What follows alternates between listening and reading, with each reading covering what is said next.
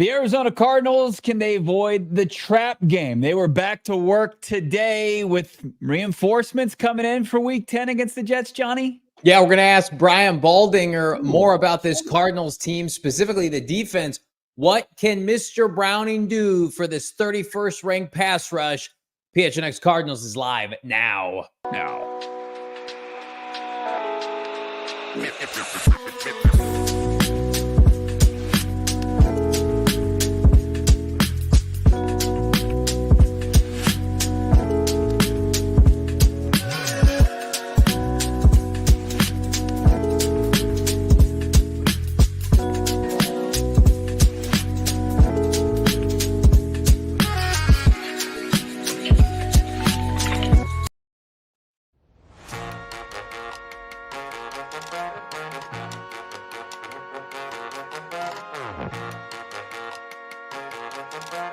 Hello and welcome in live from Studio K, presented by our friends at Circle K.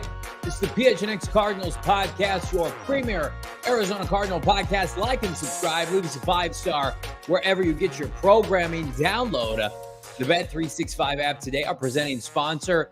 No matter what, choose your offer and find out why. Whatever the moment, it's never ordinary with Bet365. Bonus code PHNX365. I'm Johnny Venerable. He is Brack in Studio K. Damon, Dawg, producer extraordinaire behind the mic.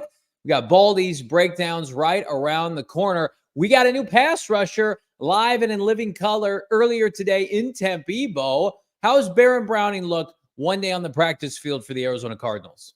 He looks fresh. He looks like he's a guy that's starting to learn a new defense, trying to slowly get himself eased in. Is he going to be available this weekend? That's something to kind of monitor throughout the rest of the practice week, but he was out there. He was taking a few reps. He was working with Coach Rod as far as their pass rush coach, their outside linebackers coach, trying to get the lay of the land. And then we're going to hear from Baron Browning on this show. We got some clips as far as him coming into this organization from the Denver Broncos and the opportunity that's in front of him to take advantage of and help fill the void for the Cardinals here post-trade deadline and as they stand alone atop the NFC West standings.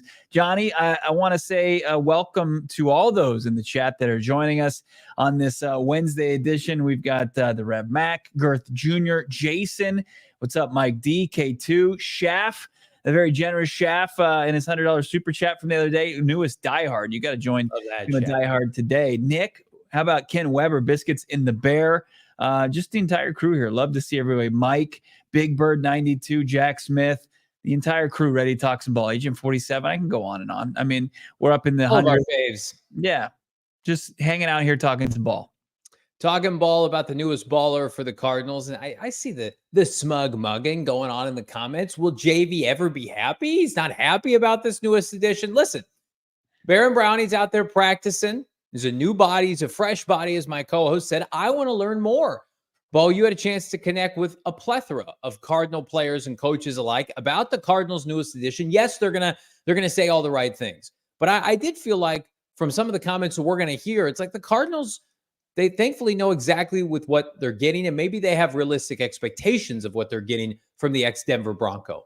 Well, I think anytime you get somebody in with the approach that I think Baron Browning has, and then you match that with the skill set, you get excited about what could be. I think that the one thing, though, that happens so often in this league is it feels like guys check so many of these boxes, and then when it comes down to production on the field, for whatever reason, it doesn't match. And then sometimes it does with other guys who are consistently uber productive. But I think that we talked to Kyler Murray today. I don't have this clip locked and loaded, but I asked Baron Browning, just overall, just the fact that the Cardinals made a move at the deadline, does it add some juice to the locker room? And Kyler's like, I know Baron Browning from the prospect he was going from the high school ranks to the college ranks. He was a 5-star guy, and he's somebody that you're immediately impressed by just by the skill set. And then, you hear from the coaches and Nick Rallis and Jonathan Gannon, where they were impressed in the pre-draft process doing their homework for him when they were part of the Eagles organization, that they liked what they saw as far as the seriousness. And then now you look at nearly 4 seasons at the NFL level, and you just don't see the production there. But we'll hear from Browning. Actually, how about Browning just talking about, the things that we're talking about in getting to the quarterback. Can he get pressure? I mean, I only played, 3 games maybe, so I feel like it's early to try to put a timetable on what I've been doing this season. But, I mean, if you watch the tape, I feel like I've been rushing the passer at a high level, even though I haven't had the production I want this season. But I know it's coming, and I'm just trusting the process and continue to approach work every day with the same mindset to get better. Yeah, I mean, I'm taking this on the chin here, and maybe that's not the best term, but like the Cardinals, Monty Ford, like I think it's fair to say questionable results with their pro acquisitions, but you can't deny the good. And like we highlighted the good yesterday, like Evan Brown's been phenomenal, right? They knew exactly what they wanted from, the acquisition up front. Same with Yelda Froholt, right? So you can check those boxes. And then defensively, Kazir White and Mac Wilson have been good. But then there's been some not so good. The defensive line play, right? So, some of the acquisitions on special teams like DJ Dallas, you wonder about that contract. But then on the flip side, look what they're doing with, their punter and their kicker right now. So I do think it's a coin flip. Coincidentally, it's not a cop-out. I am anxious to see how they deploy him. Like, is it just cut and dry? He's going to rush the passer. He's going to be out there on third down, or is he going to be doing other things? Like, I know people have commended his ability to play the run a little bit. Like, the Cardinals don't have a lot of one-trick ponies on their defense. Like, I looked at, like, Zaven Collins is playing a lot. His PFF grade is solid. He's got a really high-end run defense PFF grade. His pass rush grade, not very good, right? But you have a very specific role for him.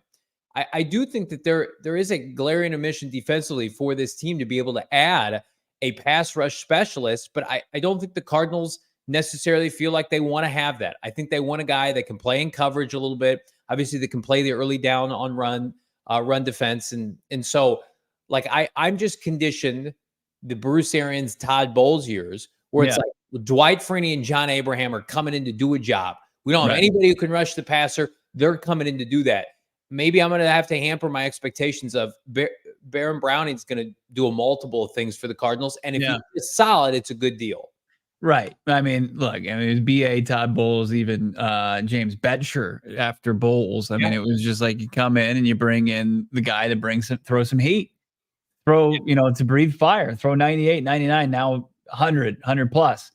But I think this is a kind of a lesson in how the Arizona Cardinals define what they want from their outside linebackers. Like, you have to redefine it, because like you saw the gaudy numbers in, like, was Hassan Reddick the unicorn for Jonathan Gannon on defense, to where he not only has he got that ability to go and rush the passer, but also he's versatile enough to where he can drop into coverage. He can do everything that's asked of their outside linebackers, because it really does seem it's like it's secondary, maybe even beyond that. Their outside linebackers' pure ability to get to the quarterback. There's really only one guy on the group that his prime skill is getting to the quarterback, and that's the youngster and Xavier Thomas. And I think he's shown some good things as far as doing the other things that skills they want from their outside linebackers, to where you're right. It's like, say, like, it might be more. I'm sure it's more than this, but like the 3 keys you want from your outside linebackers, and where they kind of prioritize those keys. Like, as far as, I think, being a good against the run and setting the edge, and then also how good you are as a cover backer, and then maybe third is, can you get to the quarterback? Yeah, they want to have just a toolbox of a bunch of toolsy guys. Like, even the guys they sign in free agency, they're not like coming here to do a singular job. And listen, I'm not going to question Nick Rallis. That'd be the dumbest thing ever for me to do with the kind of defensive performances this team has been doing the last 3+ weeks. Like, I mean, really, if you remove the Packer game, the defense has been sensational for 5 weeks, right? I mean, that Niner game, they gave up a kick 6. If that doesn't happen, they held San Francisco under 20 points. They've been averaging 17 points allowed per game the last 3 weeks. So I am giving them the immense benefit of the doubt that this is going to work. But again, it's not what I would have chosen, but I'm not, sitting here clamoring for Evan Brown and Yelda Froholt before NFL free agency. I would love to be able to sit here, Bo, and say the Cardinals are the new Patriots, vintage Belichick with Brady and company, where they would get players 60 cents on the dollar and turn them into quality contributors or sometimes great players. Like they're getting great play out of Evan Brown and Yelda Froedel. Like that's commendable. You talked about it yesterday. Robert Hunt's getting $100 million from the Miami Dolphins. It's basically the same player as Evan Brown, flipped on pass and run blocking, grades from PFF. I want that for the Cardinals. I don't know if I'm fully prepared to go there yet, but I do feel like this defense, fair or not, deserves the benefit of the doubt right now. What they're doing at home specifically, and I think they're going to do it again, by the way, against the Jets this weekend. I don't care how much the Jets talent has. Wait till you hear some of the comments from our guy Brian Baldinger right around the corner. It's like Garrett Williams and Starling Thomas and Max Melton out there on an island against Chicago's premium receivers. The Cardinals just with a blue chip mindset with their front seven. Like I just keep pumping in what works. And we finally, I do feel like have a coaching staff for the most part that knows how to do what? Elevate. And not to knock the old regime. And I know they're both having success now in their coordinator roles, and maybe that's what they're better suited for. How many times did it feel like with young players specifically, Cliff Kingsbury and Vance Joseph could elevate, could get a C player to a C plus B minus? I feel pretty confident about that with Nick Rallis and with the offensive line coach. I'm coming around on Drew Petzing, but for the most part, like that's what they do. And you're not a roster of 53 Pro Bowlers. Like you're going to need to elevate guys like that. Yeah. I mean, when you look back in hindsight and you see the rocky start, where they come out of the gates, they're 2-4 against one of the toughest strengths of schedules in the league. And they're losing some tough games to Buffalo and Detroit, but you're seeing the uneven performances. The offense is underperforming the defense. You don't know what you're going to get any given week. And they're sitting there and they're in the bottom 5 of total defense and giving up, too many points. And the offense isn't scoring enough. And now you look as the team's 5-4 atop the NFC West, and points for, they're 15th. They're firmly now in the top 20 after hovering right around 20th. And then they're 19th as far as, points given up, points surrendered, where, they were like 27th, 28th, 29th. They gave up the second most points in the NFL last year. Like the Cardinals are trending in the right direction almost across the board. And it's like, we're not used to this. And this is a testament to the coaching staff and even their ability to steady the waters through that very turbulent start to the season. Yeah. Why can we not have good things? Like we're trying to embrace the good that they have. Yeah. And I do feel like unless your name is Bruce Arians, like we deserve to be skeptical of that. But we're creeping out of it now. There's a lot of positive mojo with this team. They're atop everybody's like, NFL.com did grades today, or Yahoo, I think. And they rated the NFC West. They gave the Cardinals the best grade. I think that a B for the season thus far. I think that's a little modest. I think they deserve a B plus to an A minus given the schedule and the circumstance. But graders, yeah, I know, right? But it's funny, like that kind of pivots us into Kyler Murray. And he talked about his mindset today. And certainly like even Kyler, it's not where he wants to be. He has bigger aspirations. Let's hear from K1. You just flush it, and you obviously you take, to be able to win a game like that and me be able to, not have to do what I usually have to do in order to win. It's my whole career. It's kind of a beautiful thing, I mean, just to be able to hand the ball off, play defense and win. Yeah, I mean, that's something that good football teams can do. Obviously, I don't want to say we're good right now, but we're growing, obviously each and every week trying to get better and better. That's the mindset. But it doesn't make me think anything less of what we can accomplish offensively or myself. I think that's what the game called for. That's how they were playing us. And it wasn't technically all bad. I just had bad taste in my mouth. Why? Probably because I missed Trey. If I hit Trey, had a touchdown, I probably would have felt way better about the game. Short cool, I'd hand the ball off all day. But you go back to the drawing boards and you again, another week of preparation versus a great team that we have to be ready for. So I'm not allowing it to affect this week.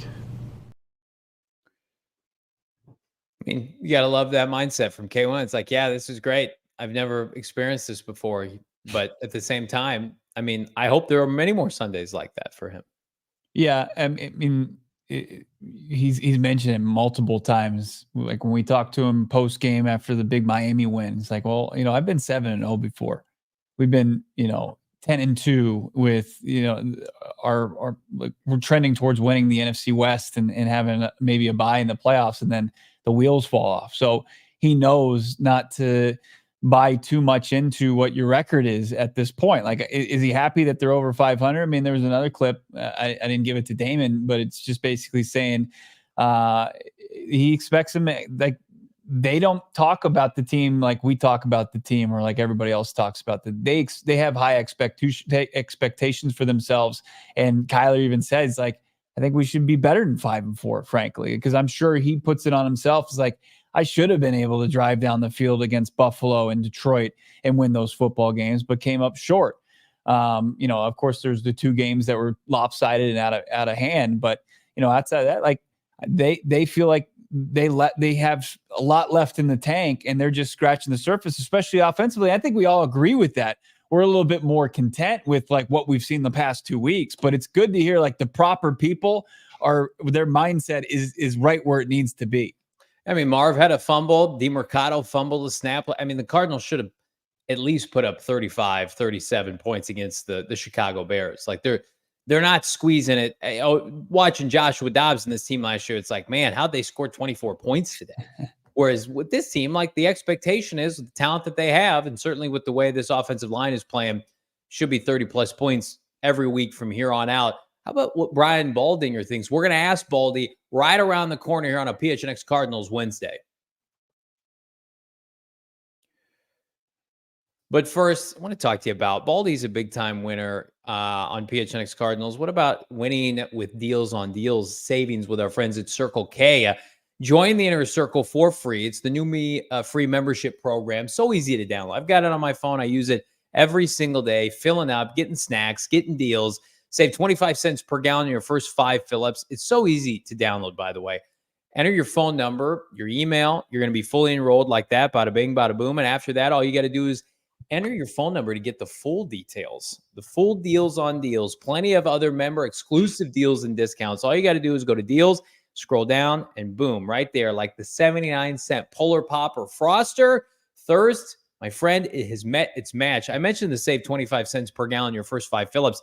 It doesn't stop after 5 fill-ups, mind you. You still save 3 cents per gallon every single day. So every time you're going to Circle K and you're not a member of the Inner Circle and you don't have the Circle K app, you're costing yourself more money than you need to. What are you doing? Wake up. Do it right now. Join the Inner Circle for free by downloading the Circle K app today. Terms and conditions apply. Participating locations. Visit CircleK.com, Bo, for more details. Circle K Elite. So are Shady Rays. When you're cruising around, you want to pull into the gas station, you want to look fly, but you also want to have something functional to get out there and enjoy this beautiful weather we have here in the Valley or in the fall season, wherever you may be located. Because I know PHNX listeners and viewers are all around the country, all around the globe. Check out Shady Rays, though. Check into why 300,000 people are rating it 5 stars online. Join that community. Hundreds of options to choose from. So you're bound to find the perfect pair to match your style, where you're a bro out there, or you want to go Top Gun, Tom Cruise style, or you want to just be a classic cool look. Something for everybody. You, your wife, your girlfriend, maybe both of them, or your kids. You can check them out, shadyrays.com, and you can save some money while doing so. 35% off polarized sunglasses using the code PHNX. 5 stars by over 300,000 people. 35% off using that code PHNX. Before we get to Baldy, I do want to remind everybody right now, perfect time to shop the number 18 collection at GoPHNX.com. Again, you can't pick up a number 18 jersey yet, Bo, but you can sure as heck shop a collection that features the best 3 tees we've ever done, including my personal favorite, the touchdown celebratory tee, front and center. How about a little Maserati Marv action in the nice vehicle out front of a certain stadium, out maybe in Glendale? A little bit of math action. 1 + 18 = 6. You can get any of these t-shirts right now by becoming a diehard. GoPHNX.com. Do it now. Just like he does every single week during the NFL season, ALLCITY NFL analyst, our guy, NFL Network, Brian Baldinger. Baldy's breakdowns.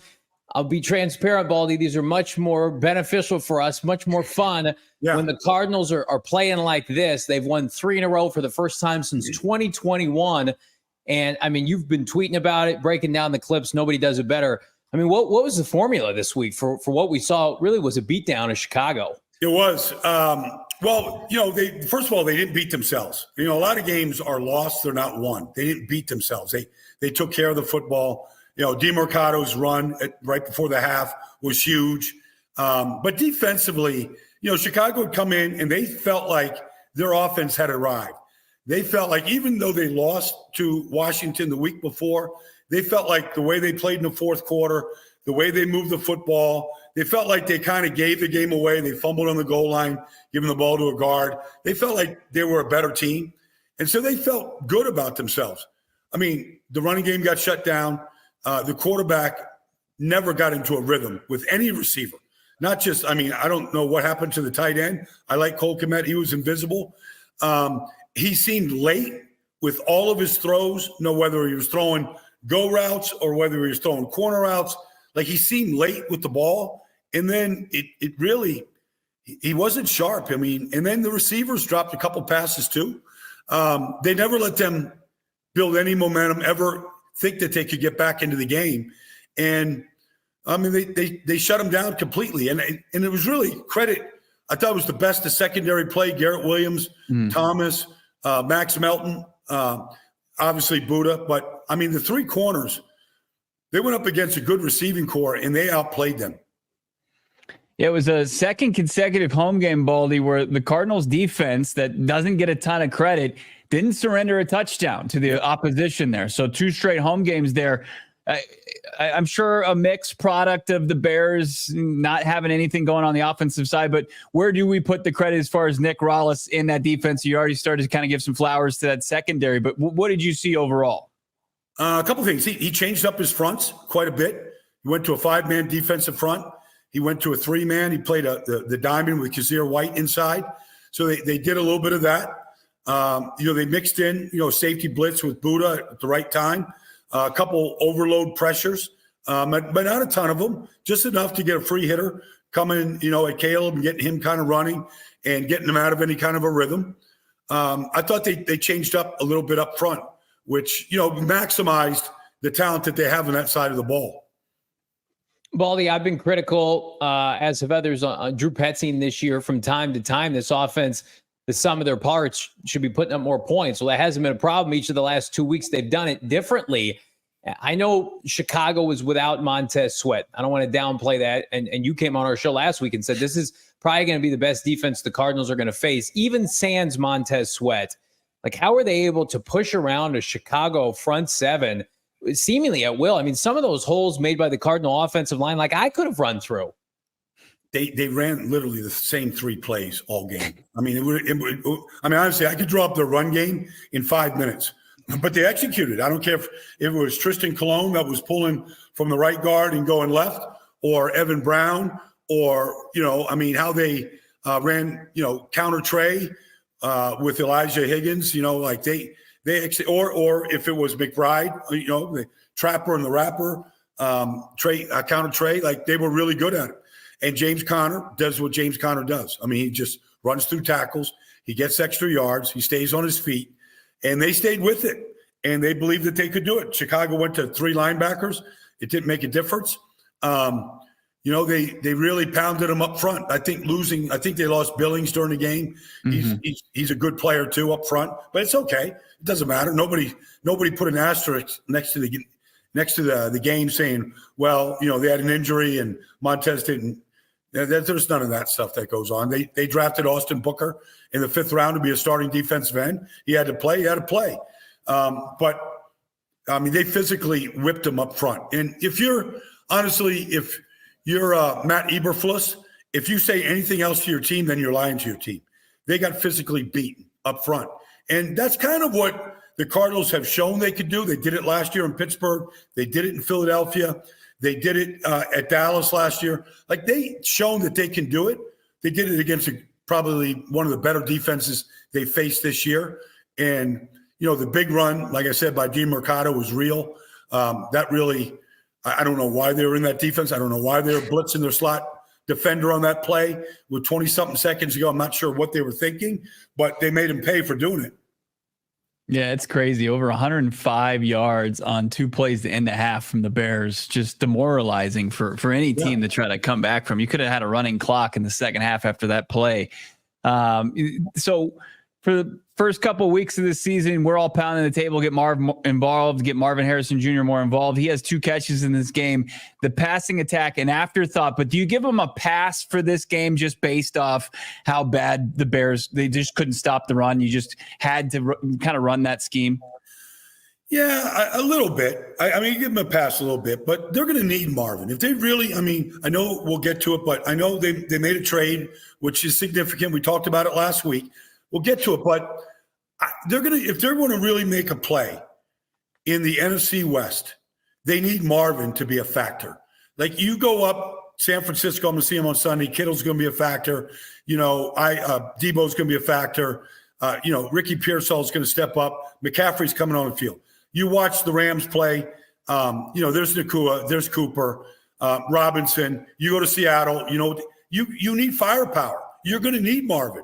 Like, it's good that you can win a game like that when Chicago's offense was dreadful, and you can, you know, win a game where they don't score a touchdown. Okay, but if you want to go compete in this NFC West and it's open, you're going to need Marvin, and so you better start finding ways to get him the ball and dialing up some plays for him and calling his number. I mean, I just look, in the last 2 weeks, Travis Kelce has been targeted 28 times. He's got 20 catches. Like, they're finding ways to get, like, he's their engine. You got to get him going. Like, I was critical of the Giants on Sunday. They didn't complete a pass to Malik Neighbors to the third quarter. He's their best player. Like, you got to get these guys involved, and they can't throw the ball to themselves. It's stupid, I know, but you can't do that. Like, it's, you know, the week before, he was the difference against Miami. Like, they need Marvin. And so the earlier they can get him going in these games, the better they're going to be. Baldy, you mentioned it. Let's dive into the acquisition. You know, we go through this roster and, you know, put the fanboy glasses down for a second. I do think that they have more solutions than questions right now outside of their defensive front seven, their defensive line, which we've chronicled all off season. It's been a bugaboo spot for them. They've lost players. We're still waiting on Darius Robinson. So give Monty Ossenford credit. He goes out and gets Baron Browning from the Denver Broncos. And while, like, it's not my first choice, Baldy, you know, box score scouting, 0 sacks on the year. Like, what have you seen now from the 4th-year player, ex-Bronco out of Ohio State? What can he provide, given what you know about him and the Cardinal defense? I think, I might be wrong, but I think Baron came in as a 3rd-round pick. Yeah. I think he was a 3rd-round pick at Ohio State. He has had, now, Nick Bonito has really stepped up. You know, they've had other guys right now kind of step up for him. So he hasn't really had a chance to play that much. But he has been a pretty good pass rusher. He is a true outside linebacker, stand-up, 3-4 outside linebacker. You got Zaven Collins over there. You got Victor. You got some different guys. But I feel like he's a guy that can come off the edge and give you a little juice off the edge. Is he going to go, I don't know, you play the Jets this week. I mean, is he going to go beat Morgan Moses this weekend?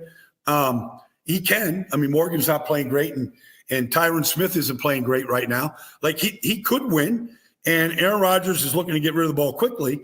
I mean, you're just looking for a guy that can bring something off the edge and makes, you know, and beat a tackle or beat, you know, a combination block of a back and a tight end. You're just looking for somebody that can do it. I feel like he's got that kind of ability to do that.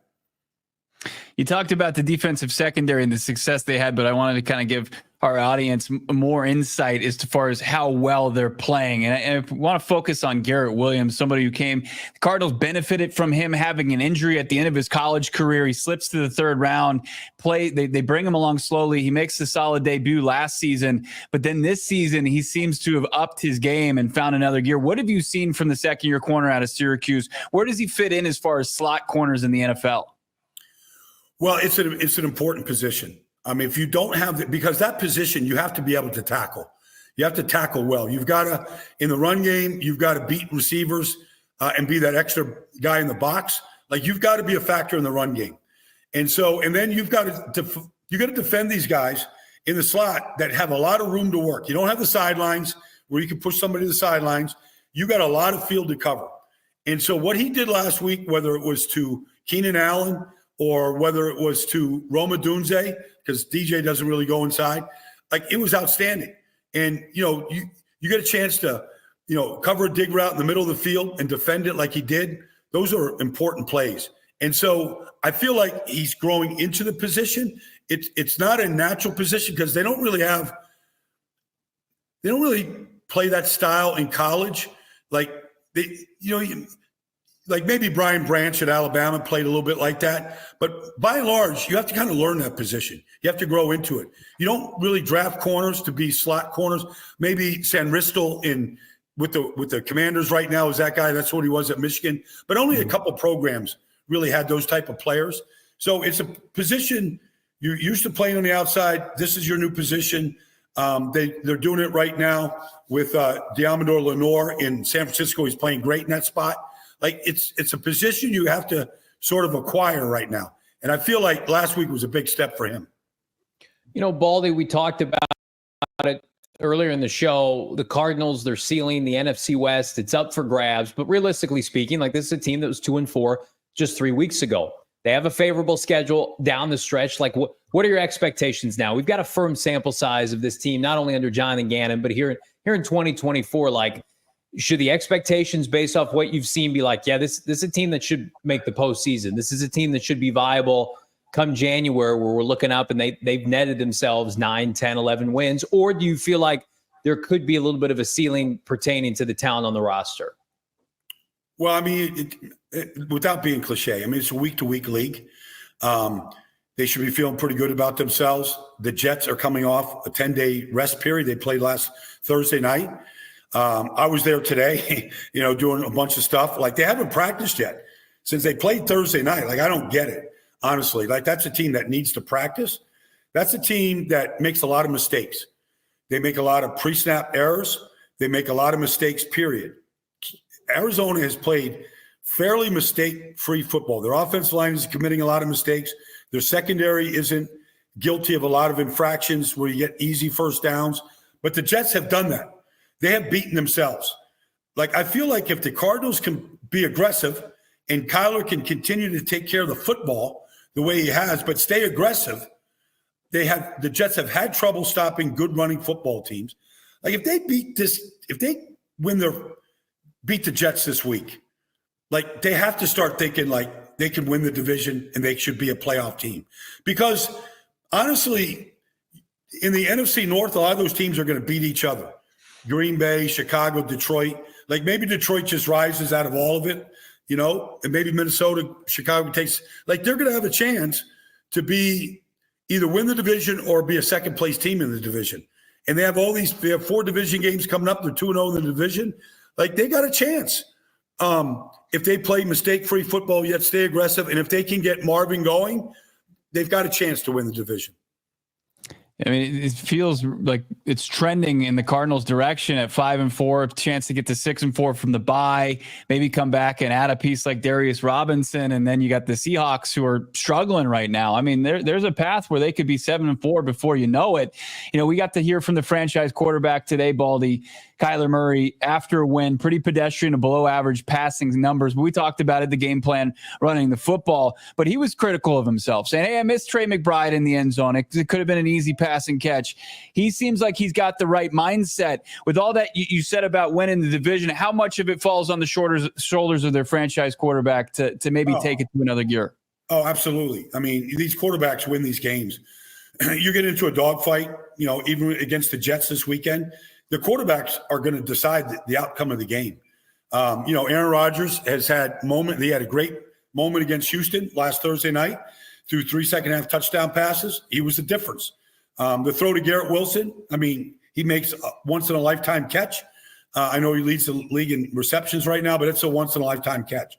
Devontae on 4th down, they have a connection. The quarterbacks have got to make the difference. Kyler has got to make some big-time throws.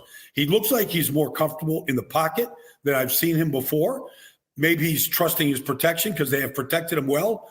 Like they're on their 3rd right tackle, but you wouldn't really know it by the way Beach has played. So you have to expect a lot from the quarterback. I watched Matt Stafford the other day against Seattle. Like, They hit him so many times in that game. He just keeps firing. And he was the difference in the game. And you got great coaches out there. So, Jonathan's going to be up against Sean McVay. He's going to be up against Kyle. We'll see what Mike McDonald's like in a big spot. They don't look like a great defense to me right now, but they played a lot harder last week than what I've seen them play. Baldy, my last question for you. You mentioned Jonathan Gannon. I do find it fascinating that the trend around the NFL kind of dogging on defensive head coaches. And it's ironic. We just saw Matt Eberflus, who was a mentor of Jonathan Gannon. Talk to me a little bit about what you've seen from Eberflus compared to JG and maybe what one coach is doing and what one coach isn't doing, because they're ready to fire Eberflus at the drop of a hat. And here you've got Jonathan Gannon in what I think is a very high-end level coaching division leading it after 9 weeks. Well, some of it is, the decisions you make when you hire your staff. I mean, Shane Waldron's under a lot of heat right now. He's got the number 1 pick in the draft. They went and got a bunch of receivers, and there was just no rhythm to that offense. And some of the offense, not just in the win streak, there were some things I saw where they were making real changes. Like I would look at different offenses around the league, and I'm going, Caleb could be really successful if he was running Buffalo's offense. So I feel like part of Jonathan's success is Nick Rallis has proven to me that he can shut down good offenses right now and bother quarterbacks like he did in San Francisco, the Rams, et cetera. And then, what Drew has done, I want to see more, but the quarterback's playing good. He's not playing great, but he's not losing games, and he looks way more comfortable than he ever has, and he's probably running less. So it looks like there's a foundation that they're laying there. I want to see more. I want to see a little bit more creativity from Drew. I want to see Kyler do a little bit more because I think there's more to do from his talent standpoint, whether it's bootlegs, whether it's putting him in different positions to make better throws. I want to see a little more, but I think Jonathan's got the pulse of the team because we've always said that they play hard. Outside of Washington this year, they look prepared. Like those are all head coaching decisions. Can you handle success? Well, they're handling success right now. This is a huge test with the Jets coming to town. They've had 10 days to get ready. We're going to find out a lot about this team and Jonathan Gannon this week against a Jets team that has a very, very talented roster. Where can we see you this week, Baldy? Which game are you assigned to? Yeah, well, I'm going to be in the NFC. I'm going to be in Tampa, San Francisco and Tampa this weekend. I don't think the schedule makers did Tampa any favorites by playing them on Monday night on the road, and San Francisco coming off the rest that they've had. And here comes McCaffrey healthy. So yeah, they didn't do Tampa any favorites when they put this one together. Should Bulls have gone for 2?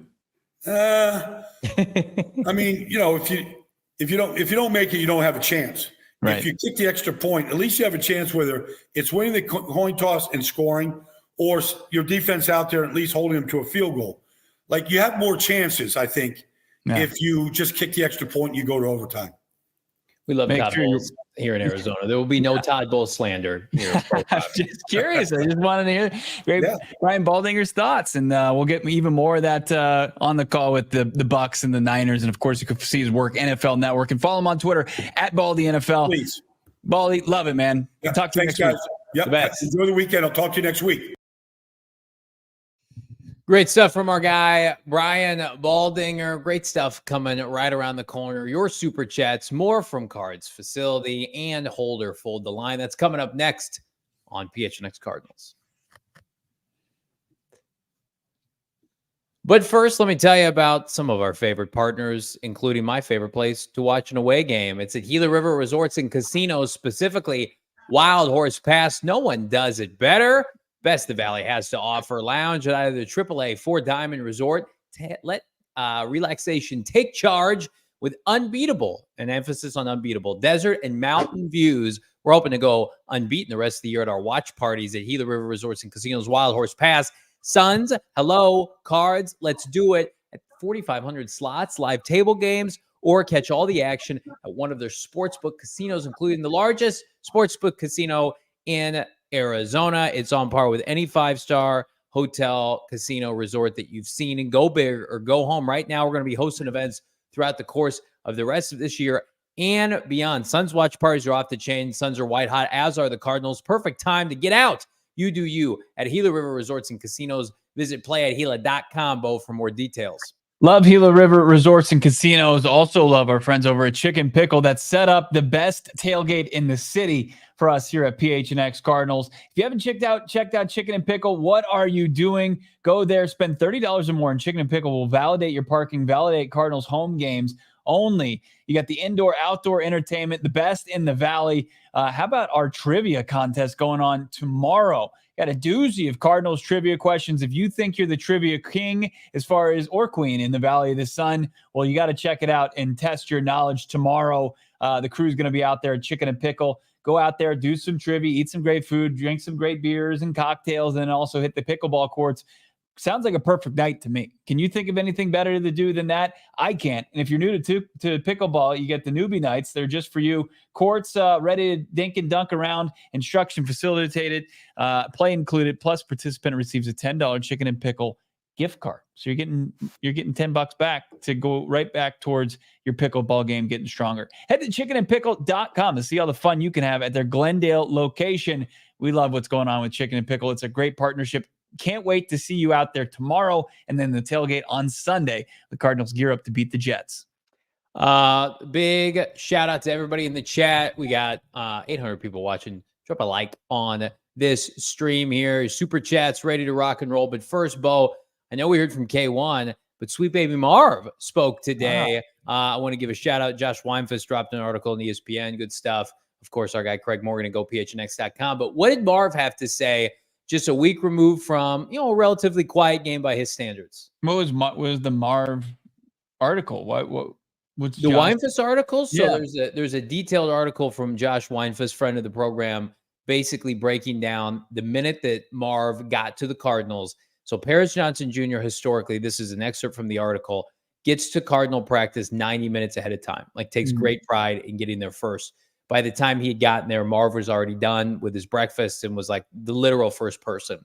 So, countless catches that we know on the jugs machine, like the effort, the buy-in is there from Marv. And I think that that's why so many of us put him on this pedestal, because we knew that was coming. We had heard that throughout the course of the offseason. But you know what? It's nice to hear now because he's just going through rookie ups and downs. But the love of football and the commitment is there. So I would encourage everybody who are friends of Josh to go check out the article.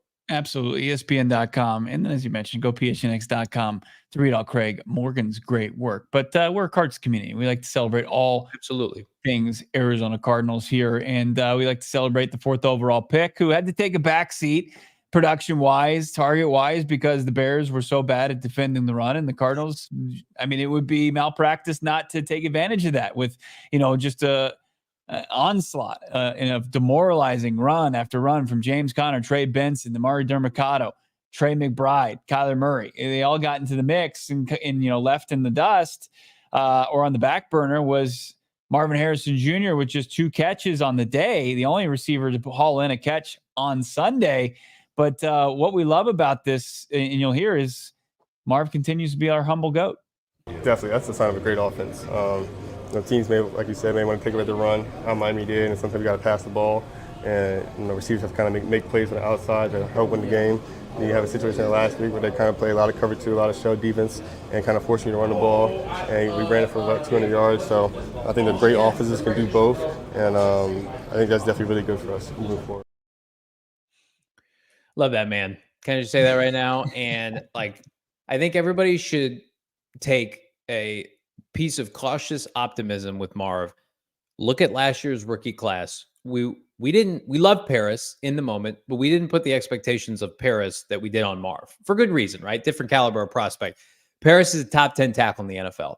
Then you look at a jump from a guy like Garrett Williams, right? Or Michael Wilson or whomever, steady climbs. And it's like Marvin's on pace this year, have about 10, 11 touchdowns. And I think he gets right around 1,000 yards receiving. And everybody's like, what's wrong with Marv? And it's like, guys, at the end of the day, he's a really good football player that is only going to get better. And he's not going to be held back by 2 things, his talent and his work ethic. And I'm happy for Marv and Paris, specifically the Ohio State pipeline, that they were able to bring their confidence, their winning culture to the Cardinals. There's nothing I hate more than seeing young budding stars leave the college ranks and all they've known is winning and high-profile games, and they get to the Cardinals, and we've seen it, Bo, and the Cardinals just suck the life out of them, and they can't do anything. Right. They try to find different avenues to paint up their NFL career successful than, winning and competing for championships, or just winning more consistently than you're losing. Yeah, I mean, that's what you want to hear. I mean, I think that like Kyler was asked about it, like, of course, you want to throw the ball around the yard as much as possible, get those big time passing numbers. And we got that. We scratched that itch the previous week. And as Marv pointed out, it's like the game plan didn't call for it this week. Like they were like, if it did, like if the Bears were able to stack the box and take it away, then maybe you turn to Marvin Harrison Jr. and Michael Wilson in that passing attack, but you didn't have to. Like there was never, outside of that, it would just been adding on top of it and piling it on. For them to be able to win in two very different ways in back-to-back weeks, I agree with Marv. That's a true testament to the offense. Like we haven't seen like the complete package game yet. Like have we? Like where it's been like James Conner sets it up to where it stacks the box, and then Kyler Murray's dropping back on a play action play that's wide open because the defense was biting on run and they were able to get him in a pass play. We haven't seen that, like where it's like, hey, they rushed for nearly 100 yards, and then they've got some guys who have 100-yard receiving games. So still waiting for that like complete package. I mean, week 2 kind of stands out, but for the most part, we're looking for it. But with that, you're going to need opportunities, and like they're only getting a few possessions each half. But I like that Marvin Harrison Jr., we know Michael Wilson is probably the same way. Like they can take a back seat to wins, to dominating wins. Incomplete package for this offense, incomplete package for the 27th overall pick. I'm going to ask my co-host right around the corner, is Darius Robinson going to play at all this year? Why the ex-Missouri Tiger was still not out on the practice field? That's coming up next on PHNX Cardinals. Arizona Cardinals opened up this week a 1 to 1.5 point betting favorite with our friends at Bet365. That number has dropped to a straight pick'em. As Baldy mentioned, the Jets really haven't practiced. They've been off since last Thursday.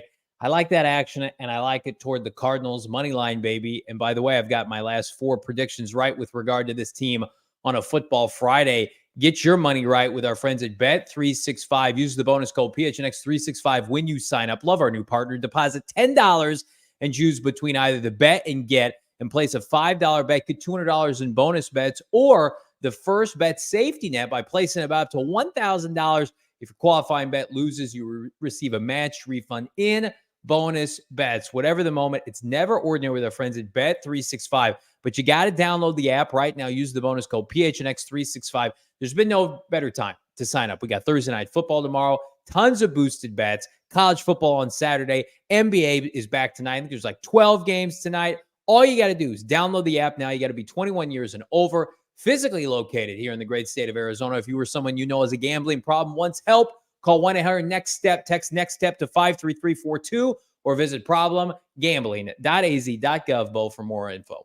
That's right. College Hoops is back. Why not download a new app to get all the action you want? Bet365. Also, if you're looking for, or if you're in the market for new flooring, it's always a serious decision that you have to make. You can't take lightly, because if you go cheap on your floors, could be disastrous, catastrophic. But with Empire Today, our friends over here, the shop with home convenience, the right product for your needs, for your dwelling, your apartment, your condo, your house, with quick professional installation with price match guarantee. Think you can find a cheaper price? Well, they'll come right back at you and say, not only you get that price, but you also get the quality that comes with Empire Today. It's quick, it's easy, it's convenient, and the speed and service, it's going to be unmatched as well.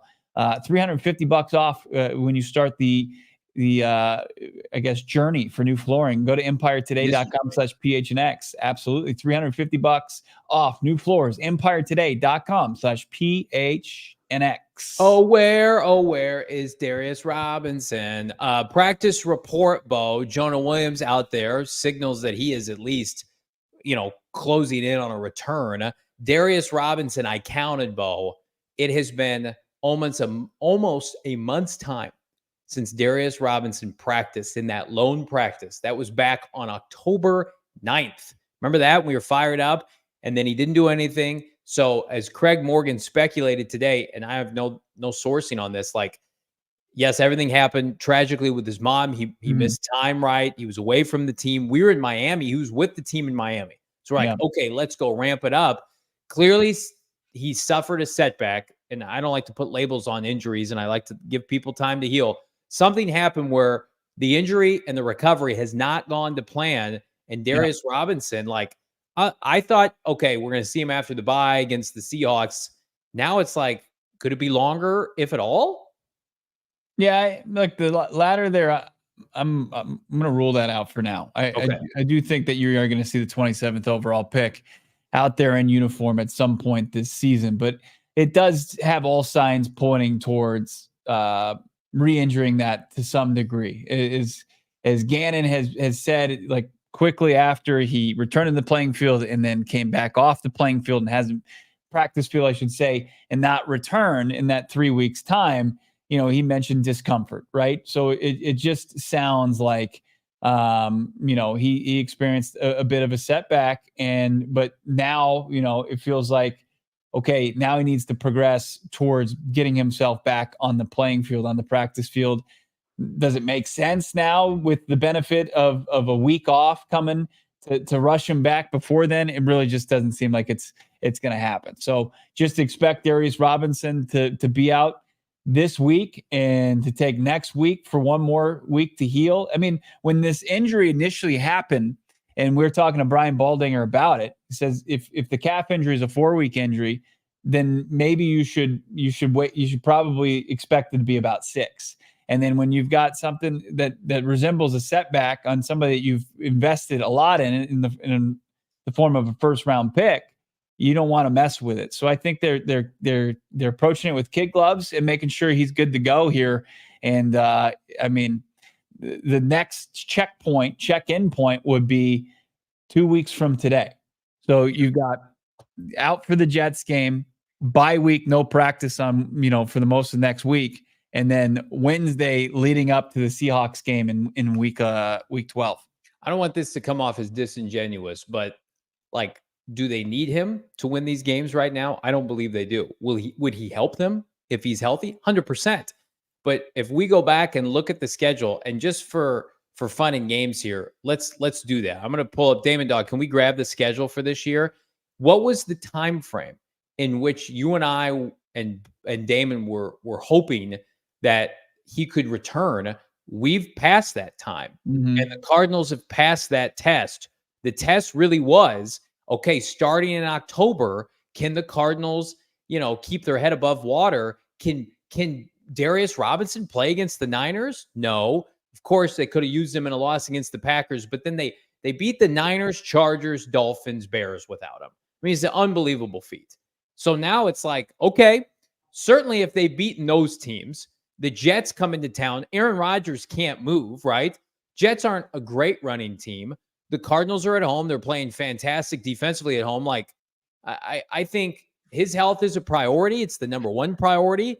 But, I mean, they've earned the right to be cautious. They should be anyway. But we were talking about, like, if Darius can't come back, remember when they lost Bilal Nichols and Justin Jones, and we were like, how quickly can Darius come back and save this defense and save the season, right? After that Washington debacle. It's like, give Nick Rallis credit, man. You heard Brian Baldinger talk about it. It's like, that really, it doesn't matter who. Ben Stilley off the practice squad comes up, makes a difference. Dante Still's inactive, suddenly he's a star. Yeah. It gives me so much confidence in this coaching staff to be able to squeeze this orange just enough until they're 100% sure, just like they did with K1 last year. Okay, he's ready. Let's go. Don't compromise him. Make sure he's healthy, not only for this year, the offseason program, right? Yeah. And getting him ramped up and letting him be with his teammates. The last thing we want to do is rush him back for a postseason run. He has a significant tear. He's rehabbing in the offseason. Like, I know this has probably been a season of hell for Darius. Losing his mom, not playing football. He's such a genuine human being. And Cardinals need to continue to do right by him. And this is where, I ripped on Austin Ford this week. This is where you have ultimate adults in the room. Austin Ford and JG. There's no two other people I'd want handling this situation. Yeah. Well, and like with all that being said, the fact that they designated him return at the time they did, they fully felt like he was ready to return to the practice field and then had a setback. It wasn't, hey, now's the time to get him back in the practice. I don't want to interrupt you. Do you think that happened after they brought him back, or do you think it happened before, but they had to bring him back because of the timeline? Because of the timeline, because of the deadline. Like I think if he was in the shape he is now, they don't designate him return because they can wait. They can wait to pull that trigger. Like they designate him return, open the practice window, and then activate him anywhere. Then the clock started ticking. And then, as Jonathan Gannon said earlier this week or last week at some point, like we had to do it procedurally, like to avoid him being lost. So like they have every intention. It's just like Monty Ossenfort going into the season in 2023. We're talking about Kyler Murray when there was all this, reckless speculation about, what their future plans were for the quarterback, where he said point blank, like when he's ready to go, we won't hesitate to activate him. And I think that the same thing goes for Darius Robinson. It's just, and people around the organization are saying he's progressing, and you got to just take that for what it is. I mean, Rallis and Gannon, the people who are in front of microphones, are saying, hey, we're taking it day by day, which isn't encouraging. But then you also hear that, hey, he's making progress. And then you just look at the calendar. One thing I do want to see here, can we look at where our how our predictions are falling in line? We have our predictions? Probably so gross. Yeah, I want to just see that real quick. I want to take a peek. Do we have them? These are mine. Okay, go ahead. Oh, God. Win on the road at Buffalo. Win against the Rams. I had that. Nailed it. Lost to the Lions. We're probably all fools for thinking we're going to beat the Commanders. Lose to San Francisco. Lose to Green Bay. Beat the Chargers. Lose to the Dolphins. And beat the Bears. I've got them with the right record. Just way different. We hope. I mean, I predicted a 5-4 start. I predicted a 6-4 start. Right. So we hope they beat the Jets. Johnny got. Yikes. So wrong. Right. Wrong. Niners, no. Packers, yes. I think we all just assumed they were going to go to South Beach and just get worked by Tyreek Hill and company. That didn't happen. All right, my predictions are bad. But how about second half of my? You're one win off from where they are. Actually, could be in actuality. We put this out there and people were like, you guys are fanboys. This will never happen. And I think we undersold them. There's a possibility we could have undersold them. Like they could tie Bo's prediction in terms of wins, but the caliber of wins are going to be more impressive. Yes. Like we tried to check boxes with the slum of the Commanders that we thought were going to be terrible. They're a flipping juggernaut. Like Cardinals are beating good teams for the most part. And we saw how much of a gauntlet their schedule was. Like, clap it up, man. Like this team, I know it's been a rocky week for some of us with the trade deadline and the election and everything. Like we're sitting here and it's like this team's flipping in first place. It's unbelievable. It is unbelievable. 6-4 potential going into the bye. And look, I think people would take 5-5. I know that it has to look a certain way to accept that. Kyler Murray's given the Jets all the credit in the world, saying, and then Baldy talking about how talented they are, but they are flawed. They are a seriously flawed football team, and their record says that it's going to take more than one win on Thursday Night Football against a severely undermanned Texans team to change my mind about the Jets. The Jets, and then we said it. Outside of the Bears now are the worst coach team in the NFL. Rodgers is old. It's like people put it like it's like an NBA team with a collection of old players. Then you got some young guys you're fired up about. But I mean, they lost, 6 in a row, 5 in a row to teams like the Broncos and the Patriots. Yeah. They did lose the Vikings, Steelers. I mean, here's who they've beaten. Let me say something real quick. Our friends over at Samsung, come join us. Go PHNX.com. Hanging out. The party continues. But go ahead, Johnny. They have beaten, yes, come on over, the Titans by a touchdown. They should have lost that game. They beat the Patriots the first time, then lost to the Patriots, and they were losing to Houston at half. Like, they are the ultimate smoke and mirrors team. The Cardinals, like, I will be thoroughly disappointed if the Cardinals not only don't beat them, don't put a whooping on the Jets. Like, you have, how many times now do we get to stack this? And this was my argument going into the Bears game. Check the tape from last Friday. Coaching advantage, check. There might not be a bigger coaching advantage that the Cardinals will face this year, like Nick Rallis stomping a mud hole in the Jets and Ned Hackett. And the joke coaching, it's a joke, right? Yeah. And then I think you have the quarterback advantage with Kyler Murray, who is like 20 years younger than Aaron Rodgers in this game. Like, the roster, just like Chicago, they've got a better roster on paper. Like, they've got stars and Sauce Gardner and Hassan Reddick, our old friend, right? And Quentin Williams. Like, they got good players. Doesn't matter. Your coach and quarterback are inferior, and you're going on the road. Cardinals should win this game. I don't know what Vegas is doing. Only a pick 'em now.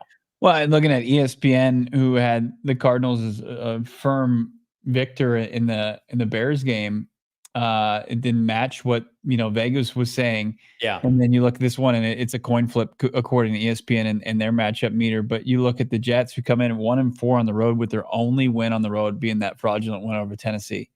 Like, they haven't beat anybody. They were losing that whole game. Yeah. They were losing that whole game.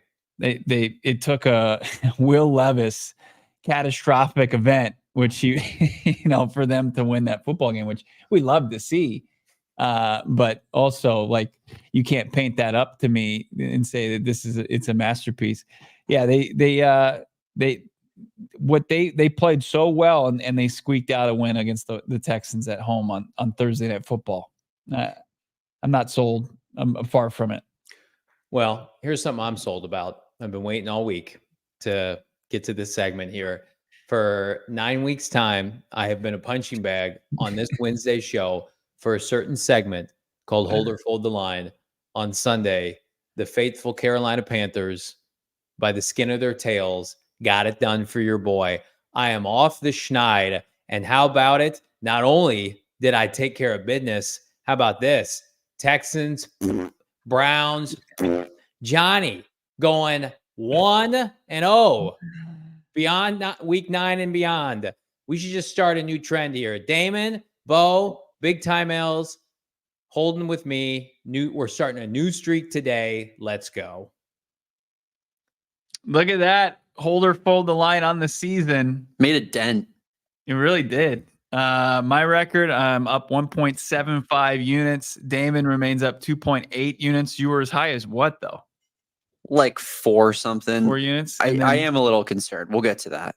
And look at Johnny just chipping away at negative 5.1 units. We all have that credit card at home where we're just making the minimum payments and we're just chipping away. Chip.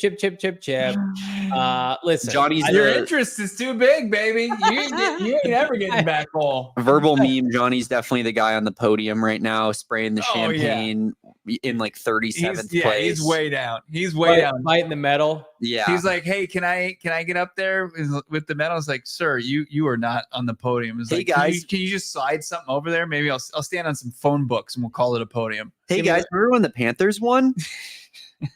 Like Happy Gilmore. What about one of those big checks? I'll take one of those. That's like me in last place. I love this from Bees. Look at JV. So inspirational. Thank you. It is an inspiration. And we're not going to stop here. I'm on a little bit of a streak. 1-0 and hold and fold the line since last week. And my game predictions are on fire. And so Johnny's prediction was so bad. It got Dennis Allen canned. It finally got fired. I might even said on the show last week, I said, could if the Panthers win, they're going to fire their head coach, and they did. And can I just be selfish here? Can I kick us off? I always go last because you guys are waiting on me. Absolutely. Yeah, you earned this. It's yours. Bud. The floor is yours. Slugger. Such a big day for your boy. Big better here.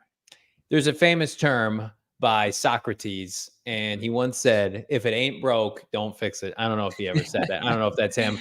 The Panthers money line, baby. Who, either him or Tim Allen.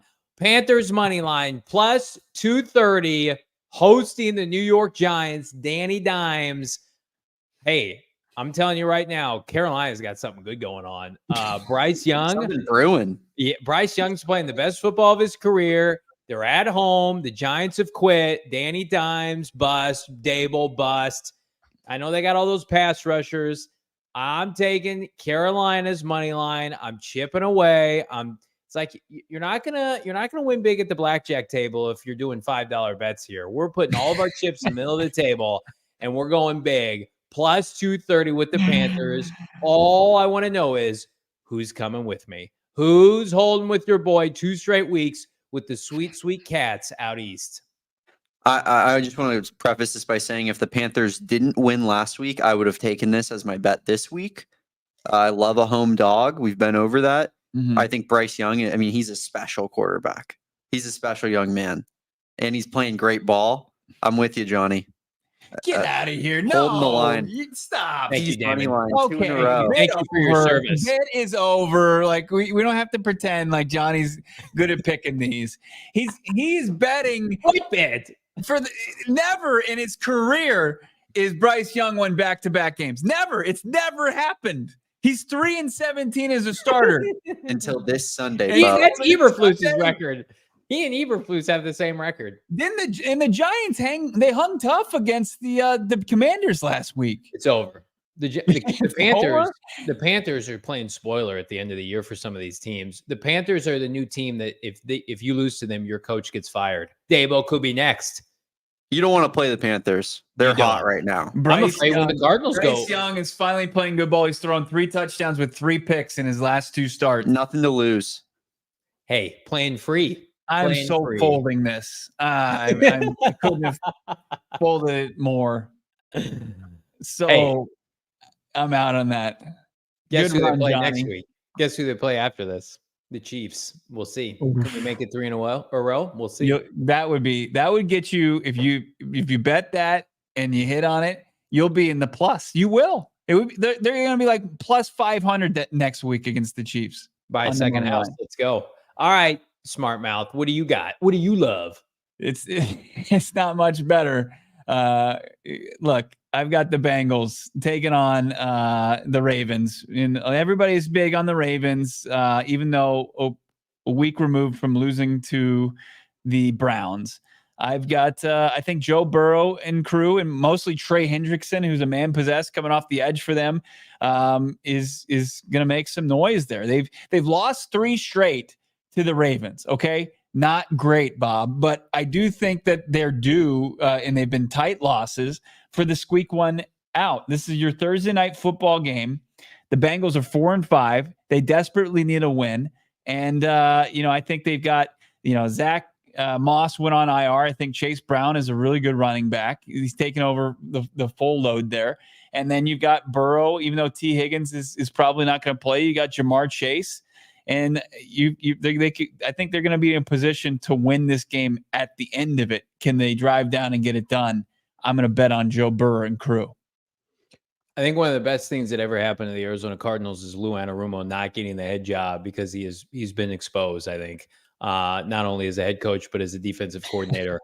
I'm folding this pick. The Bengals defense is a joke. I think Trey Hendrickson had 4 sacks last week. I think Baltimore. I'm going to make a prediction 12 right now. pressures last week alone. Baltimore is going to put up 50 points in this game. The Ravens are going to score 50 points. It's going to be a bloodbath. I think the Ravens are going to get theirs offensively. I think it's going to be like 50-35 or something, and we're going to have a fireworks kind of game. So I'm folding. No T. Higgins. And the Ravens defense isn't much better. Petty, just because I don't want your loser Panther group. It's a bad pick, and you're coming at me with this. You don't even believe what you're saying. I do. I'm folding. I like the Ravens big tomorrow, Damon. I'm going to go ahead and hold as well. I like the value, plus 225. Last game that they played, there was fireworks, big offensive showing. Could definitely see the Ravens putting up a bunch of offensive points, but I don't know. I think the Bengals value there. They're playing desperate. I think that's a decent line to get some value on. And real quick, I just wanted to say, Johnny, that Panthers game is actually the Munich game, the Giants-Panthers game. Love it's it. actually not at Carolina. It's in Germany. Having to travel to Munich might as well be. What are we doing? That's what are we doing? NFL? Might as well pay me out right now. NFL's like, hey, you like our product? Here are the Panthers and the Giants.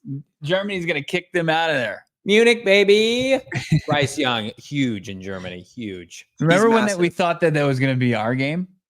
We did with we previewed that for weeks. We would have gone. We would have had our passports.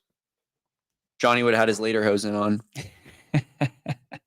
All right, Damon. Without further ado, let's take this thing home. What are we holding on here? I'm gonna take Jags money line at plus 185. Extra gross. I'm doing the opposite of what I did last week. Last week, of course, I took the Texans at plus money against the Jets because it was the most egregious line of the year. I got trapped. I said it was a trap at the time. Just thought it was too good to be true. Went for it, and it was a trap. This one, the Vikings are traveling to Jacksonville to play the Jags at home. The Vikings are obviously hot, 6-2 versus 2-7. Plus 185. Everyone's going to be throwing Vikings minus 225 in their parlay this week. Everyone. I think the Jags get the job done.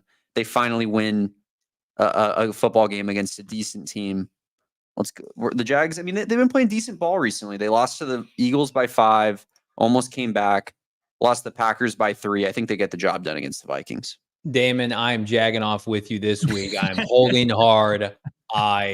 I couldn't have been less impressed with the Vikings win over the Colts when Joe Flacco's corpse wouldn't stop throwing hospital balls. Trevor Lawrence, if he plays, he's a little banged up right now. I think he plays.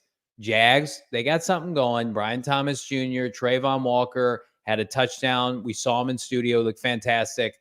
I think the Jaguars beat the Vikings. I think we get a vintage Sam Darnold meltdown game, maybe a pick six, maybe multiple. I'm with you. I love that line. I might bet that myself with Bet365. We need it. We've never needed anything more. 2 losses in a row. If we have 3 and we're down to like 1.8 units or whatever, that's when the panic button gets put on the table and pressed. So need a W this week. Bad. Sirianni is a big reason they were even in that game against Jacksonville. That's true. Against the Jags. Oh, man. I take this serious. This is my reputation holding or folding. Serious. They beat the hell out of the Patriots. Look, the Vikings aren't playing their best ball. That's for sure. They very well could have lost 3 straight. Peaked early. This Jacksonville team is so bad, though. Christian Kirk's out. Is Brian Thomas playing? Yeah. Give him an injection. He's good. Two-headed monster. Shoot him up. It's worth it right now to risk your first round wide receiver. I don't know. Two-headed monster on the ground. Tank Bigsby and Travis they're both Etienne. questionable. Both of them are questionable. Both Tank and Travis Etienne. When does the other shoe fall for the Vikings? It's going to happen. The Vikings are not winning 13 games. Barf. But then their is Trevor Lawrence going to be able to score against this defense? That humidity down there in Jacksonville, going from Minnesota in that dome, I think guys will be gasping for air a little bit. That Vikings defense too, it's not playing as well as it did early in the year. I'm folding. I'm sorry. I don't think that Trevor Lawrence in this offense can muster up enough against this Vikings defense. It's going to have to be a really gross game. It's going to have to be like a 13-12 win. It's funny because we didn't want Bo anyways. Fine. I didn't want to be in your club. It's dumb. Damon and I are rolling together on both of our bets.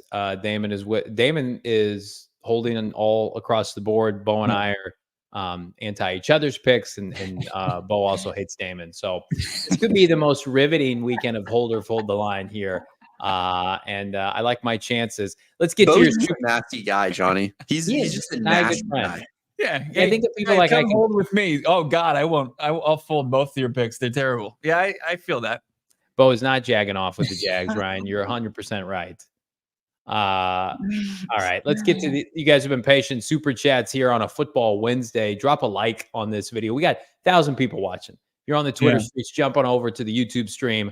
Hammer that like for that smoldering jag off there, Bo Brack, and let's get the party started here. Joey Kennedy, 199.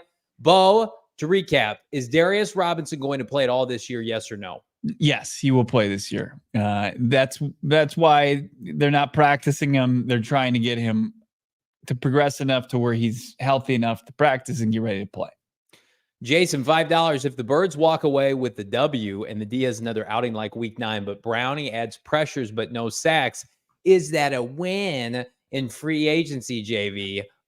Yes, 100%. I will give, if Brownie makes Aaron Rodgers uncomfortable in any way, doesn't have to be a sack, I will take to Twitter and start to eat crow. 100%. I want that to happen. Here's the beauty about playing Aaron Rodgers. If you get pressure on him, you're getting a sack because he can't move because he's a statue. So if they get pressure, I think feel safe to say that he's going to get home. There was a play on Thursday Night Football that I caught after hit the trick-or-treating streets with my son, and he scrambled for like a first down on third down. It got flagged up and turned, but I thought I was watching the play in slow motion. It really was the most pathetic. After watching how he used to be able to move and navigate the pocket and how he can't now. Yeah, he is a statue. Josh Espada saying you guys should fly out here to North Carolina to watch the Cards beat up on the Panthers next month. It'll be fun and worth the trip.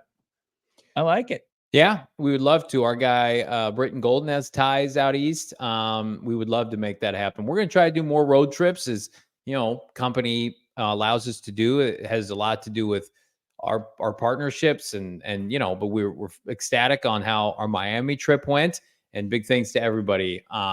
So yeah, I mean, I don't know. I think maybe we'll holster a trip.